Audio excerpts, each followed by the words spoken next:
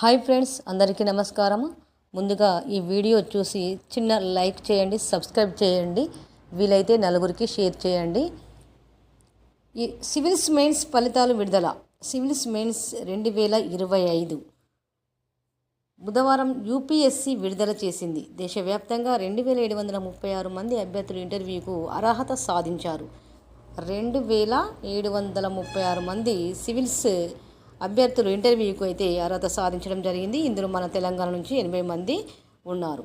ఇక 5 విమానాలకు బాంబు బెదిరింపులు. ఎందుకనంటే విదేశాలకు వెళ్ళి బాగా డబ్బు సంపాదించుకునే వాళ్లకు ఇక్కడ ఉగ్రవాదులు ఏం చేస్తున్నారంటే బాంబు బెదిరింపులు చేయడం వల్ల మరి వాళ్ళు విదేశాలకు వెళ్లకుండా అవుతుంది అని ఆలోచనతోటి ఒక పక్కా ప్రణాళికతోటి బాంబు బెదిరింపులతోటి వారి యొక్క పగను తీసుకోవడం జరుగుతుంది. ఎందుకనంటే ఇక్కడ చూడండి, ఢిల్లీలో బాంబు బ్లాస్ట్ నేపథ్యంలో బుధవారం ఎయిర్ ఇండియా, ఇండిగో సంస్థలకు చెందిన 5 విమానాలకు బాంబు బెదిరింపులు రావడం కలకలం రేపింది.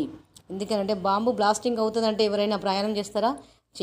చేయలేదు కాబట్టి అందులో చాలా ప్రయాణికులు భయపడ్డారు. దీంతో ఆయా విమానాలను తనిఖీలు చేపట్టడం జరిగింది. ఆ విధంగా అధికారులు దీనిని వెల్లడించారు.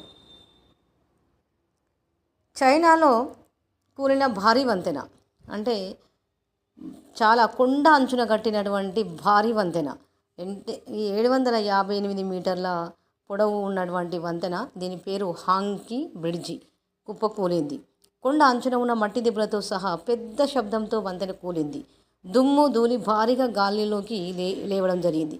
దీనికి సంబంధించిన వీడియోలు సోషల్ మీడియాలో మరి వైరల్ కావడం అనేది జరుగుతుందట. ఎందుకంటే చైనా దేశంలో భారీ వంతెన అంటే మామూలుగా కాదు.